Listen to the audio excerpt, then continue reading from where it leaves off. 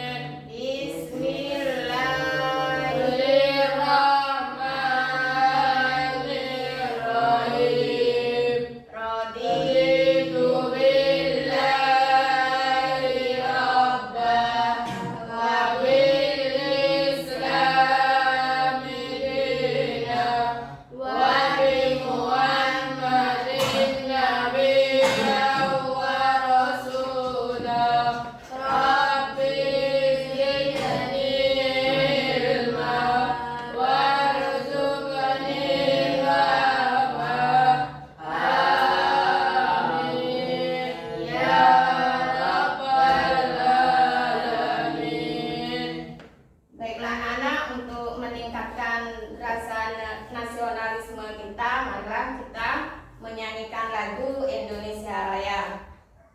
Kalian harap untuk berdiri, silakan berdiri.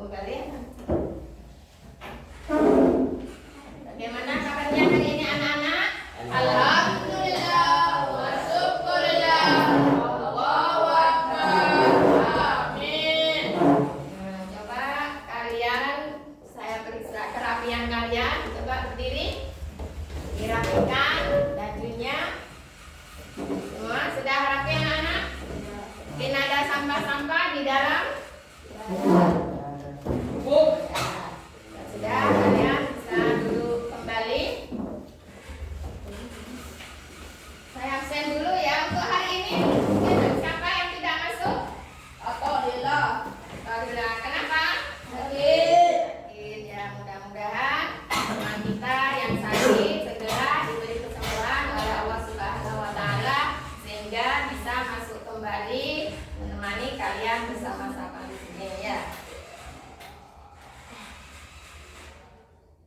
Nah, baiklah anak-anak, minggu kemarin kita sudah mempelajari tentang apa? Tentang iman kepada kitab-kitab Allah. Nah, masih ingat apa arti iman? Percaya. Nah, iman kepada kitab-kitab Allah termasuk rukun iman yang keberapa? Yang ketiga. Coba kalian sebutkan rukun iman. Iman kepada Allah, iman kepada malaikat Allah, iman kepada Allah, iman kepada Nabi dan Rasul, iman kepada Rasulullah. Terakhir, enam kepada saudara-saudara. nah, baiklah. Untuk pembelajaran kali ini kita akan mempelajari tentang sejarah Al-Quran, hakikat Al-Quran, dan keistimewaan Al-Quran.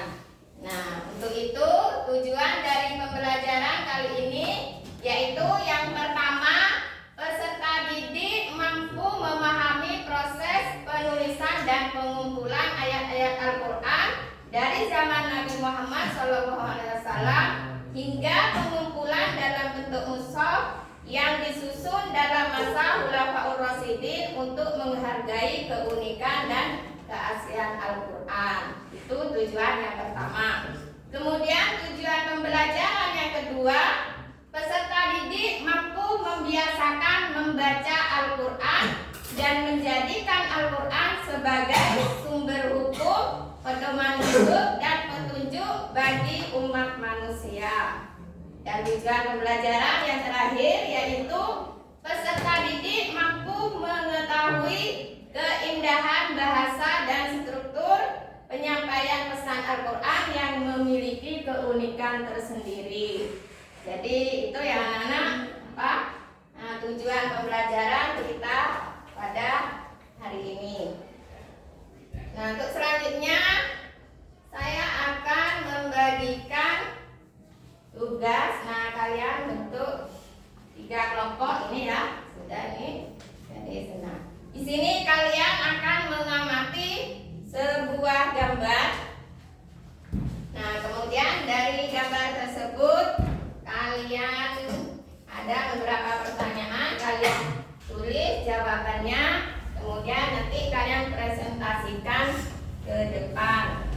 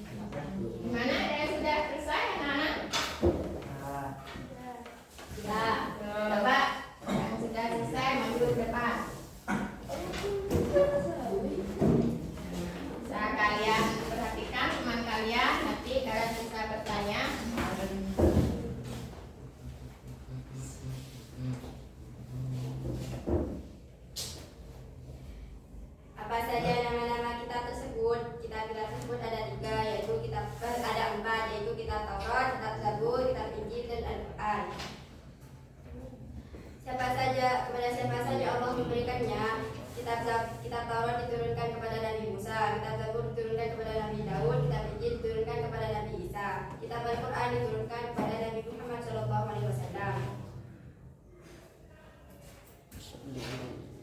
Apa yang membedakan kitab-kitab tersebut dengan kitab Al-Quran? Al-Quran lebih sempurna dan lengkap daripada kitab-kitab yang lain.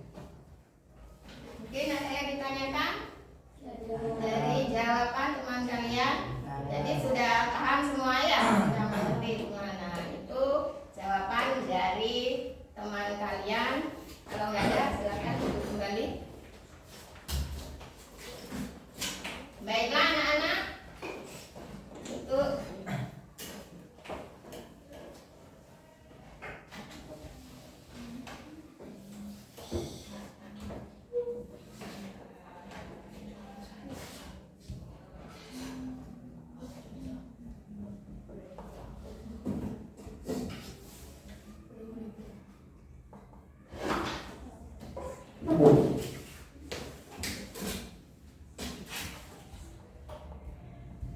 nah, baiklah untuk pembelajaran kali ini tepuk fokus, melihat, mengingat, mendengar, fokus.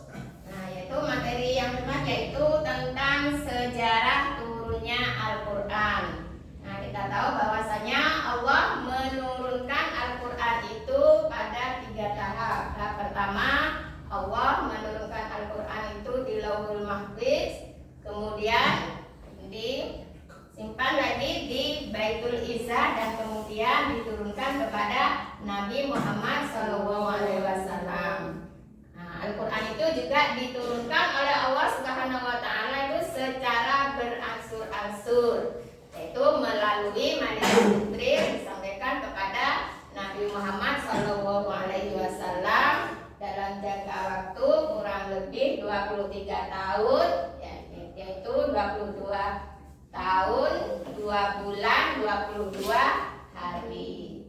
Dan ayat yang pertama kali turun, wahyu yang pertama kali turun yaitu surah Al-Alaq ayat 1 sampai 5. Itu ketika Nabi Muhammad SAW bertahanus di Gua Hiro. Nah, selain itu Al-Quran juga turun pada tanggal 17 Ramadan. Dari itu kita biasanya ketika di bulan Ramadan, setiap tanggal 17 Ramadan kita memperingati yang namanya Nuzulul Quran. Coba siapa yang hafal surah Al-Alaq ayat 1 sampai 5? Ayo coba dibaca bersama-sama. Bismillahirrahmanirrahim. Iqra bismi rabbikal ladzi khalaq.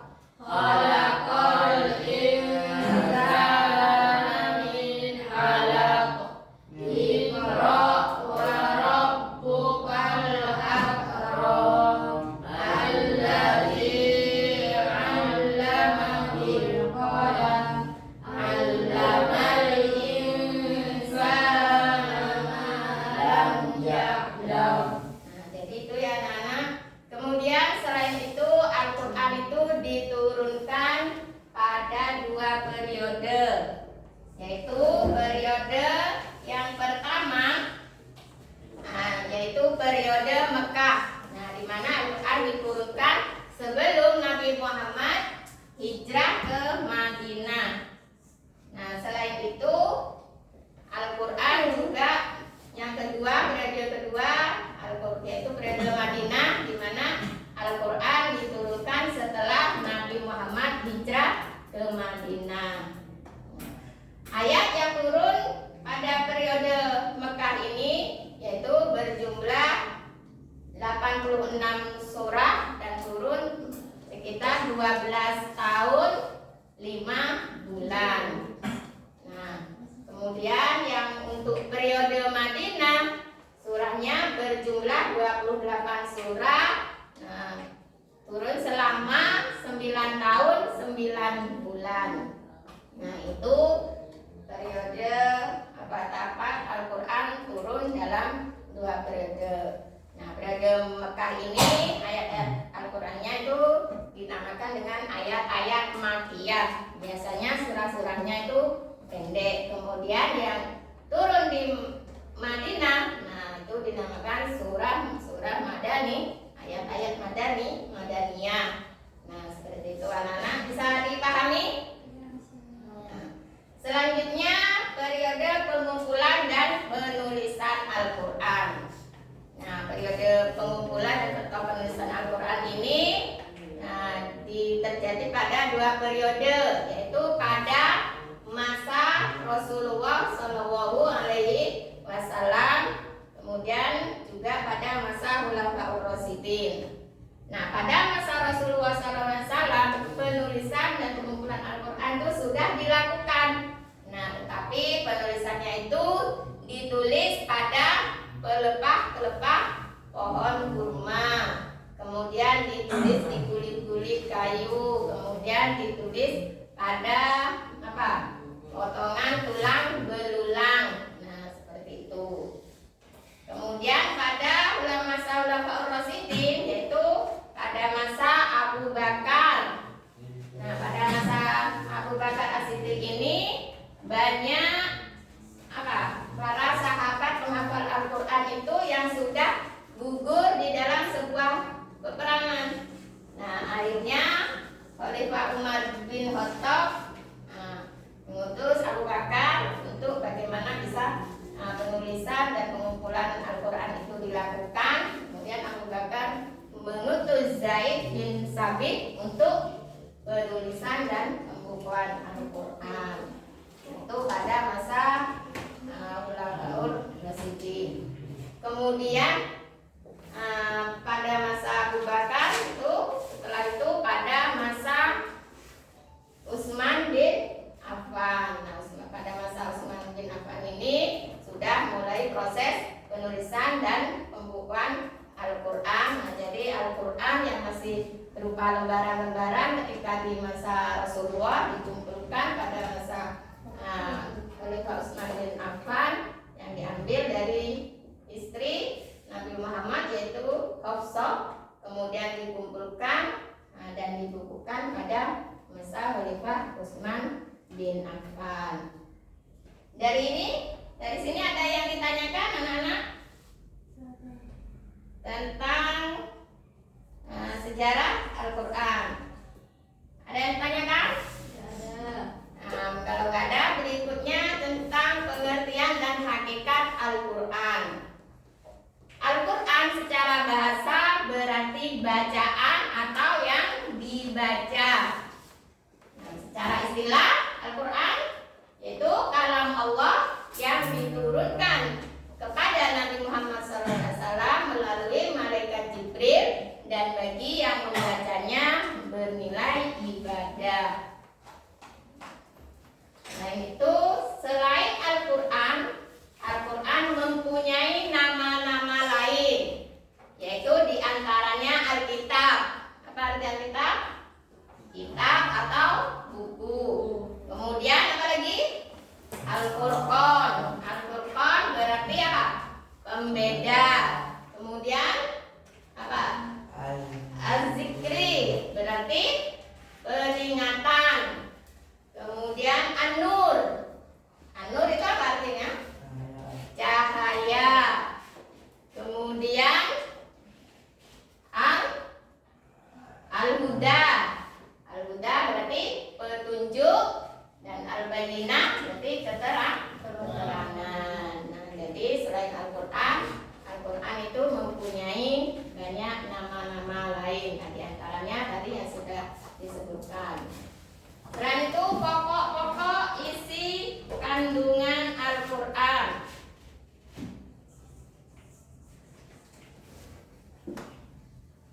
Nah, isi pokok kandungan Al-Quran itu meliputi akidah, ibadah, muamalah, akhlakul karimah, tarikh, dan syariat. Nah, itu isi pokok daripada ayat pada Al-Quran. Tarik apa artinya tarik? Apa? Apa arti tarik? Tarik itu berarti sejarah. Nah, di dalam Al-Quran itu banyak menceritakan sejarah-sejarah di masa lalu, baik di masa Rasulullah, sejarahnya nabi-nabi, sejarahnya orang-orang terdahulu, termasuk sejarahnya Fir'aun. Nah, semua itu ada di dalam Al-Quran. Dari sini ada yang ditanyakan? Nah, berarti sudah paham ya anak-anak? Nah, kalau sudah, saya lanjutkan dengan keistimewaan Al-Quran.